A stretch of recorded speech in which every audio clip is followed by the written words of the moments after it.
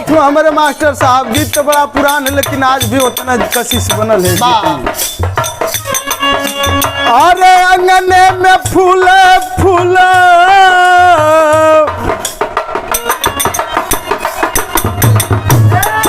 अंगने में फूल फूल गेनवाय ननदो अंगने में फूल फूल गेनवाय ननदो बजला बधाइया दुआरा पर हो अंगने में फूल फूल गेनवाय ननदो बजला बधाइया दुआरा पे हो अंगने में फूल फूल गेनवाय ननदो बजला बधाइया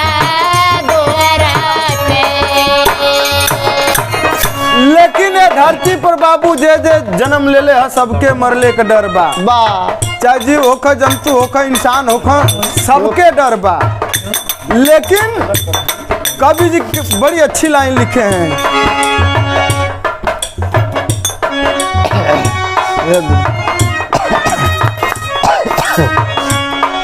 अरे मुअला से डर लागे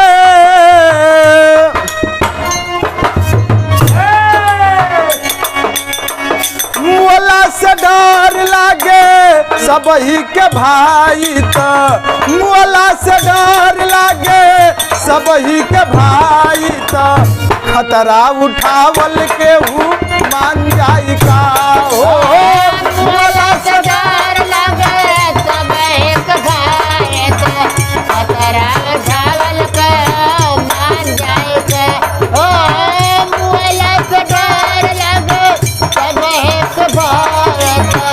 खतरा उठावल के मान जाई के। मुअला से डर लागे सबही के भाई तो खतरा उठावल के हूँ मान जाई का। पहले लाइन में प्रमाण मिलल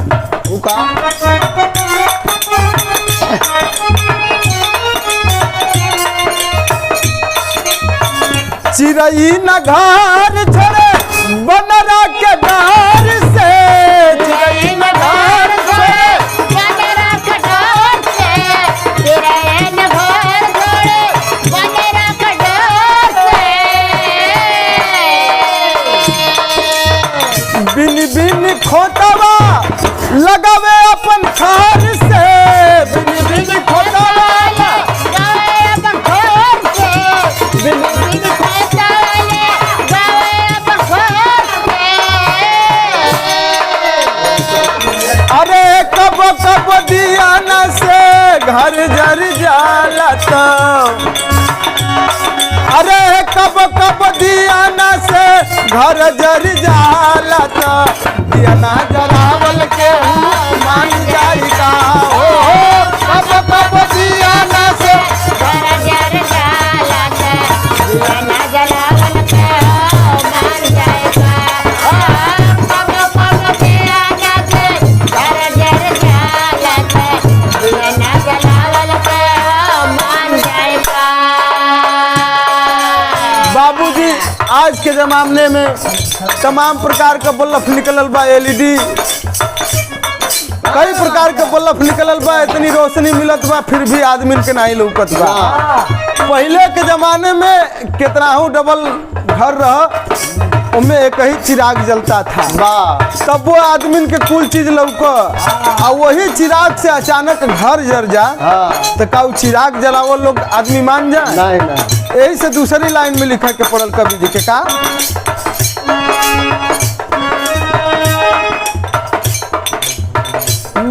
अरे कब कब डूब चले आधा जल में नहीं कब कब डूब जाले आधा जल में नहीं कब कब डूब जाले आधा जल में नहीं नैया का सवारी नहीं होला केहू भैया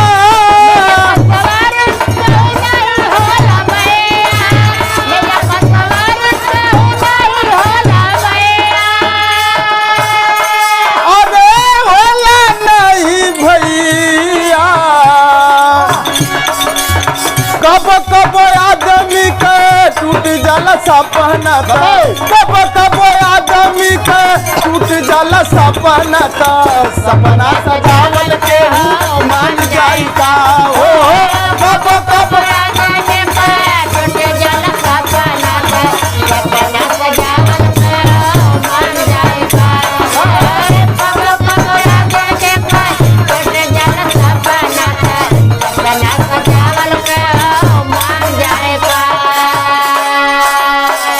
तमाम प्रकार के लोग सपना देखाना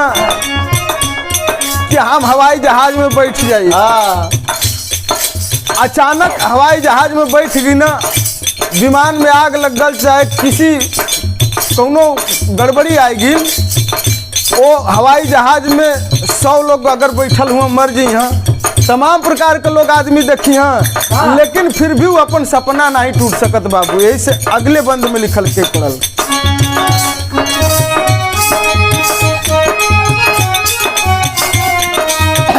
अरे रोजो रोज गिरे पर रलिया विमान हो, रोजो रोज गिरे पर रलिया विमान हो, रोजो रोज गिरे पर रलिया विमान हो, फिर भी नया न जाना छोड़े इंसान हो, न जाना छोड़े इंसान हो, फिर भी नया न जाना छोड़े इंसान हो, अरे छोड़े इंसान हो, अरे कब बीरावा भी हार जाले रन में तो, कब बीरावा भी हार जाले रन में तो, जोरे आजमावल के हूँ मान जाई का हो, कब तेरा वाला हर जाल रान देता, जोड़े आजमावल के हो मान जाएगा, कब तेरा हर जाल रान देता, जोड़े आजमावल के हो मान जाएगा। बाबूजी आप लोग देखे होंगे अखाड़े के अंदर दो ही पहलवान लड़ते हैं, अखाड़े के अंदर दो ही पहलवान लड़ते हैं, उसमें एक पटकता है और एक पटका जाता है, लेकिन जौन पहलवान पटका जाला तो का पहलवानी छोड़ दे ही, यही से अगला लाइन में लिखे के भैया,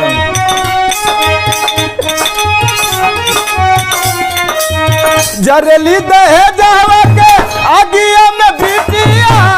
जरेली दहे जावा के एमुया में बिटिया, जरले दहे जाके एमुया में बिटिया, फिर भी न छोड़े कोई शादी वाली रीतिया, कोई शादी वाले रीतिया, तुझे भी न छोड़े कोई शादी वाले रीतिया, अरे शादी वाली रीतिया, प्राण हर लेला जब बेटा जन्म आवे में ता, प्राण हर लेला जब